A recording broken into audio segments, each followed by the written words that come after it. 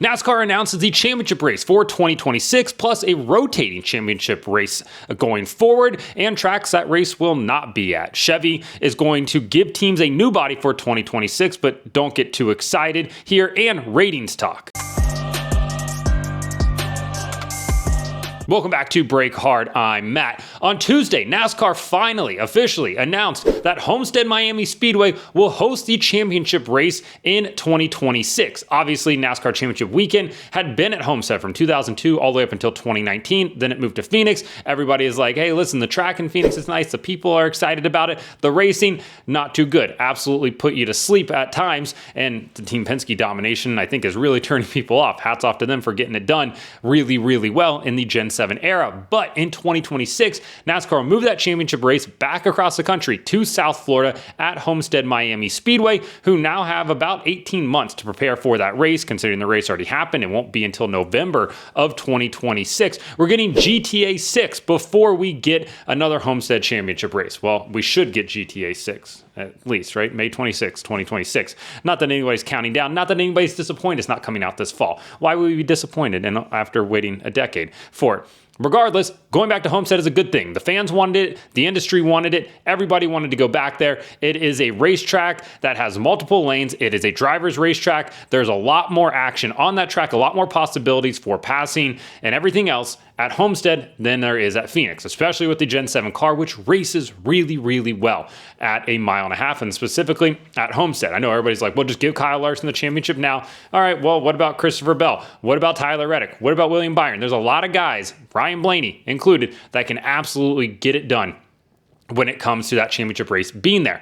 NASCAR also announced that going forward, the championship race will be on a rotating schedule. Think about the Super Bowl. Think about the Super Bowl because everybody else just does home and homes, right? Going forward, so it's not going to be in 2027. It's not going to be at Homestead. It's going to move to a different racetrack. Rumor is Las Vegas will be the host in 2027. We'll wait and see. NASCAR said that when it comes to announcing the championship races, they want to do that on a year-by-year basis. They don't want to announce a bunch of them at a time, kind of like what we've seen from the NFL where they'll announce, 3 or 4 in advance. They're not going to do that with this, which I'm actually kind of okay with.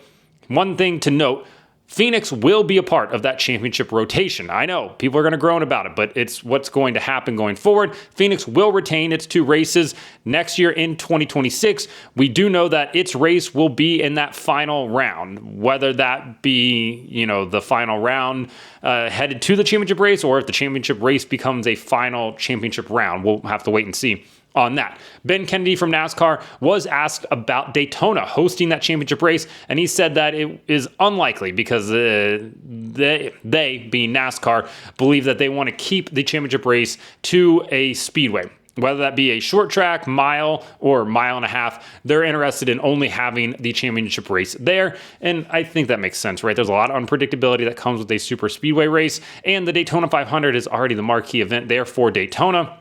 It would also mess up how the regular season ends, and having back-to-back races at Daytona would be weird, right? To go from November and then turn around in February and be right back there.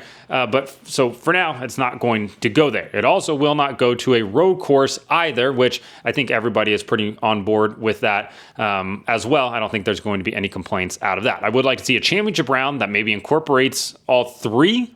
Possibly, but we'll have to wait and see how that will play out. But going back to Homestead is a great thing for the sport, for everybody involved. NASCAR decided to make this decision, even though they maybe don't have, the government funding that they got out in Phoenix or anything like that from the tourism board. Again, it's good for the sport to go back there, especially with this Gen 7 car and returning there. Now the fans just have to come out. Hopefully they upgrade the facility a little bit. Hopefully fans come out and support this race. I will say, getting me to go to either Phoenix or to Homestead, I'm more likely to go to Homestead, and I'll be in Homestead in 2026. I'm going to be in Phoenix at the end of this year as well, more than likely. So I just think Homestead is more appealing than Phoenix. But hey, that's just me. I'm excited about the race. I'm excited that they finally made this decision official with a fantastic video with Brad Keselowski and Kyle Busch. If you haven't seen it, go over to NASCAR social channels, go over to NASCAR's YouTube channel. You can see it there. It's a Back to the Future theme throwback, and it was really well done. Who would have thought those two being in a buddy-buddy film, essentially, like that? So either way, good thing for the sport. All right, Chevy teams will be getting an updated body in 2026. No, not a new model. You heard me. It will be an updated Camaro body. And I know a lot of you are probably thinking, Matt, how the heck are they going to have an updated Camaro body? The Camaro isn't in production anymore. You cannot go buy, or at least order, a brand new one. You can still buy new ones that are sitting on the lots around the country, but you cannot order one anymore. They are no longer in production. And to that I say, yes, you are correct. But it appears that NASCAR is going to be lenient on that old has to be a production car type of rule. And I have a thought on that going forward, but we'll talk about this in a second. So initially, I had talked about this back in March, and I heard about this back in Daytona. NASCAR Rumors Nostalgia on Instagram posted about it yesterday. And I get it, right? There's a lot of people on Instagram that don't follow me on Instagram or don't follow me on TikTok or, even on X. So they maybe didn't hear it, which is totally fine. Completely understand that. But yeah, they talked about it. So I think it's worth noting that, yes, they are going to get an updated body for 2026. And here's the thing. People are going to be upset about this. I know they are, because it's not a production model anymore, right? Like, how can you update a car that simply doesn't? And I don't disagree with that, but it appears that a lot of these OEMs are looking at NASCAR as just being a marketing platform now for the brand, not for a specific model. And for Chevrolet, you're looking at it and you're like, okay, obviously people weren't buying the Camaro. Some people were, others weren't, and it was not selling, right? But you have a lot of people that are showing up for the racetrack that are buying Silverados, Suburbans, Traverses, Equinoxes, things like that.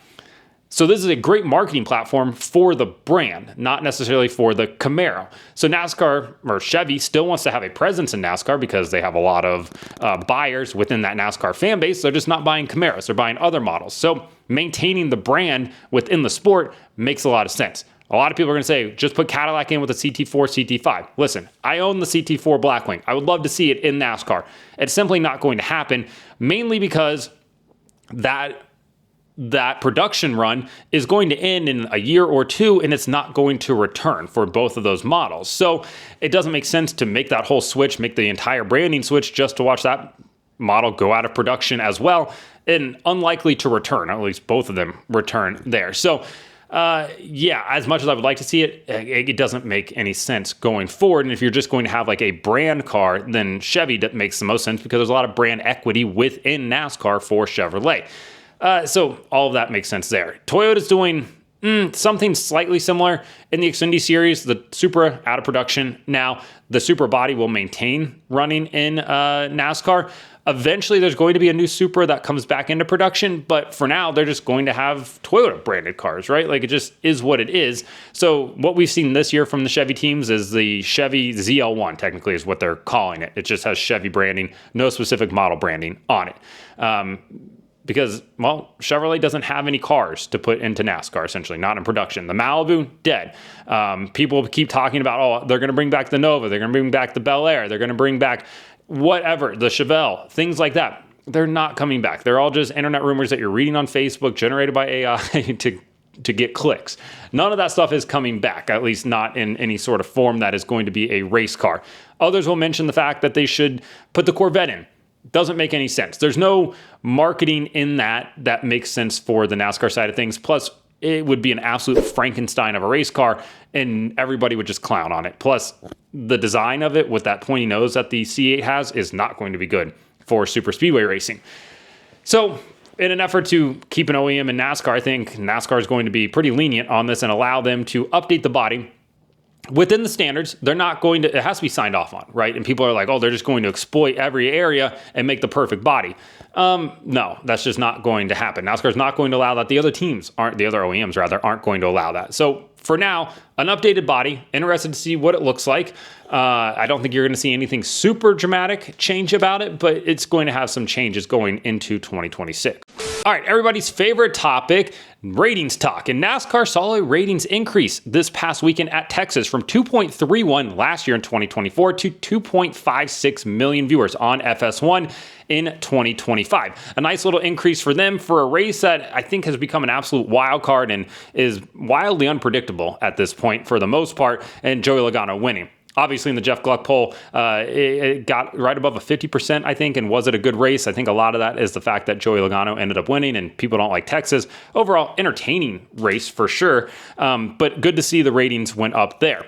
For IndyCar, again, didn't go head-to-head against NASCAR this week. Turns out that's a really good business move for them over at Fox because they scored 914,000 viewers, up from the 763,000 viewers that tuned in last year on NBC. Again, don't go head to head and people are going to watch. I will say this, Nathan Brown from the Indy Star did point out that the race peaked right after that 2 o'clock hour at the same time when Alex Palou went through the first pit stop cycle and came out with a 5-second lead, and then the viewership went down from there. So maybe the domination of Alex Palou is bad for business. Wildly impressive, though.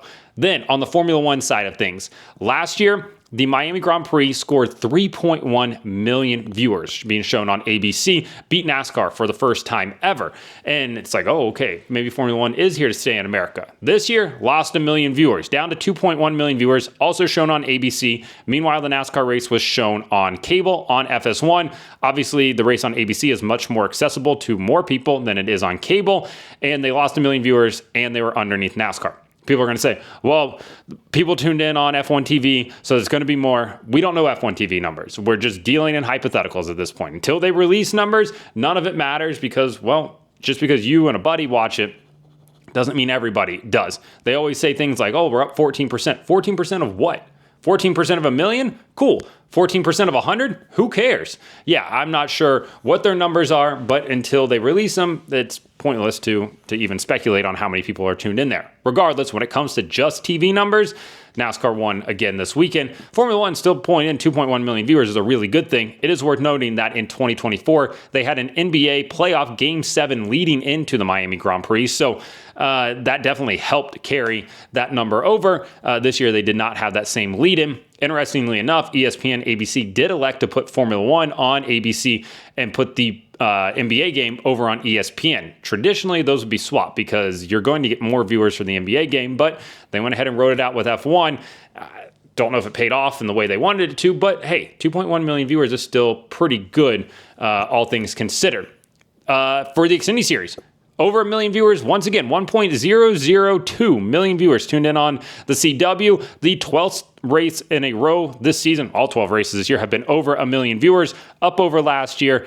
Really strong start for them. Once again, putting it on network is just paid off in droves so far for the Xfinity Series. So let me know in the comments what you think about the rotating championship race, Homestead back, not going to Daytona,